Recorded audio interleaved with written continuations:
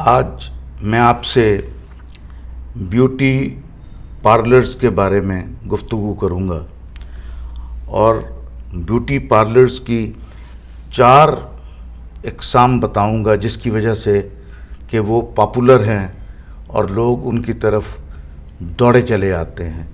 لیکن اس سے پہلے میں آپ کے سامنے ایک منظر پیش کرتا ہوں کہ بارات آ چکی ہے، پنڈال خواتین و حضرات سے بھرا ہوا ہے، لوگ مدت سے کھانے کا انتظار کر رہے ہیں، لڑکی والے بے چین پھر رہے ہیں، کبھی اس سے بات کرنا کبھی اس سے بات کرنا والی صورت ہے۔ آخر کار ایک بھوک سے نڈھال ایک بزرگ شخص پوچھ لیتا ہے، کیا بھائی صاحب نکاح خواہ کا انتظار ہے؟ جواب ملتا ہے، نہیں، ایسی کوئی بات نہیں ہے، بچی کا نکاح تو پہلے ہی ہو چکا ہے۔ تو بھائی دیر کس بات کی ہے، آپ کھانا کھلائیے۔ تو اصل میں دلہن بیوٹی پارلر گئی ہوئی ہے، وقت زیادہ گزرا تو جلد باز مہمانوں نے جانے کی دھمکی دے ڈالی اور عزت و ناموس کی خاطر گھر والوں نے فٹافٹ کھانا کھول دیا۔ لوگ کھانا کھا رہے ہیں، دلہن بیوٹی پارلر میں ہے، لوگ کھانا کھا چکے ہیں لیکن دلہن بیوٹی پارلر میں ہے، اور لوگ گھروں کو بھی چلے گئے ہیں، دلہن بیوٹی پارلر میں ہے۔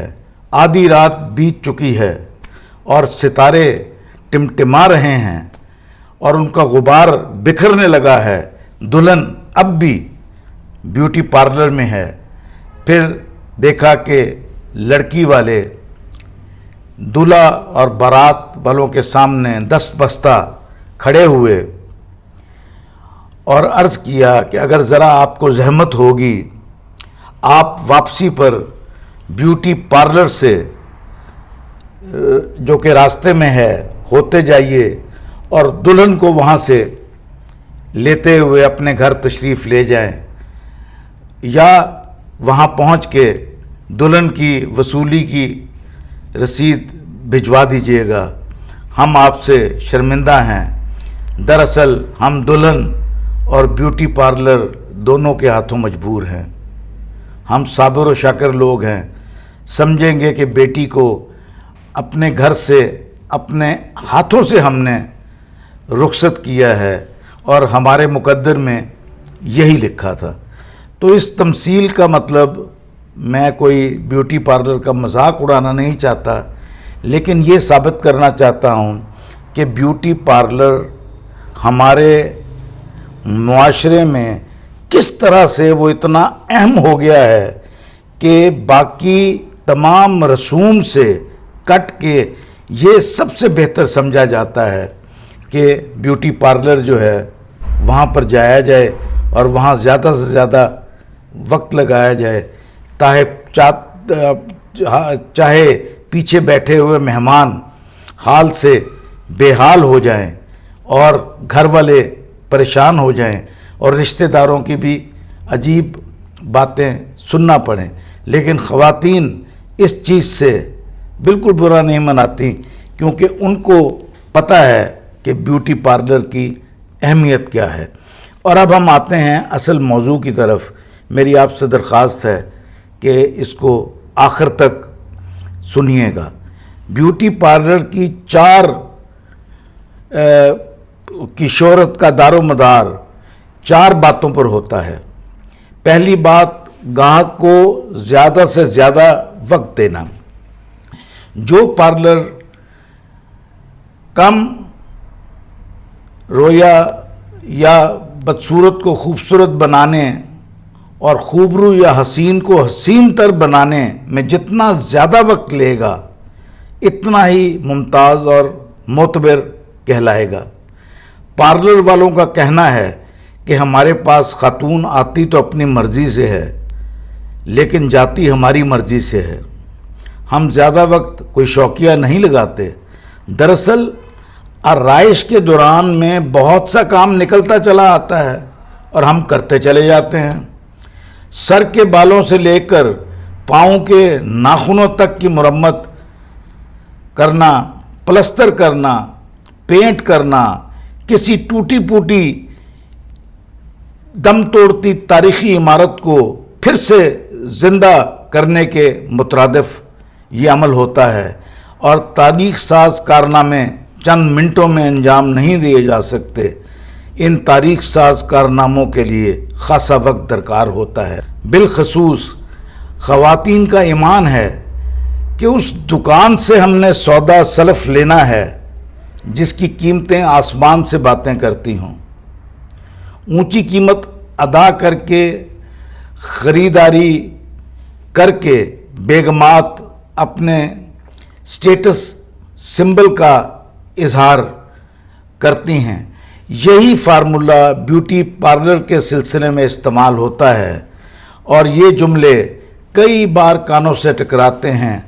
تو ہم نے تو اپنی بیٹی کو اس بیوٹی پارلر سے دلہن بنا ہے، اور اس بنا ہے جو کہ باہر سے ٹریننگ لے کے آئی ہے، اور وہ فرانس کی حسین تاریخ یونیورسٹی کی گریجویٹ ہے، اور اس کی فیس پاؤنڈز اور ڈالرز میں صرف ادا ہو سکتی ہے اور یا کی جا سکتی ہے۔ اس کے علاوہ وہ پاکستانی روپے کی طرف دیکھنا بھی گوارا نہیں کرتے۔ اب آتے ہیں ہم بیوٹی پارلر کی تیسری خاصیت یا اس کی تیسری پہچان، اور وہ یہ ہے کہ شناخت کا گم کر دینا۔ اگر اس کو بہت زیادہ ہم مزاح کے انداز میں دیکھیں تو میں اپنے ایک دوست جس نے ایک بیوٹی سیلون کھولا ہوا تھا، تو اس کو میں نے کہا کہ کیا آپ کیا کرتے ہیں؟ کہتا جی ہم بالکل شناخت کو ختم کر دیتے ہیں۔ تو میں نے کہا کیا یہاں سے آپ سلطان راہی آپ کے پارلر میں داخل ہوتا ہے اور دوسری طرف سے وہ ریما بن کے نکل آتا ہے؟ تو وہ ہنس کے مسکرا دیا۔ لیکن ان لوگوں کا پارلرز کا دعویٰ ہے کہ پارلر سے برآمد ہونے والی دلہن کو اگر کوئی پہچان جائے تو پیسے واپس۔ کمال یہ ہے کہ 2 کریموں کے لیپ کے بعد دلہن کے ساتھ آئی ہوئی سہیلی دلہن کو نہیں پہچان سکتی۔ تیسری اور چوتھی کریم کے کوٹ کے بعد خود بیوٹیشن دلہن کے اصل چہرے کو وہ بھول چکی ہوتی ہے، اور آخری 2 کریموں کے چہرے پر عمل اور نقش گری کے بعد دلہن اس قابل نہیں رہتی کہ خود کو پہچان سکے۔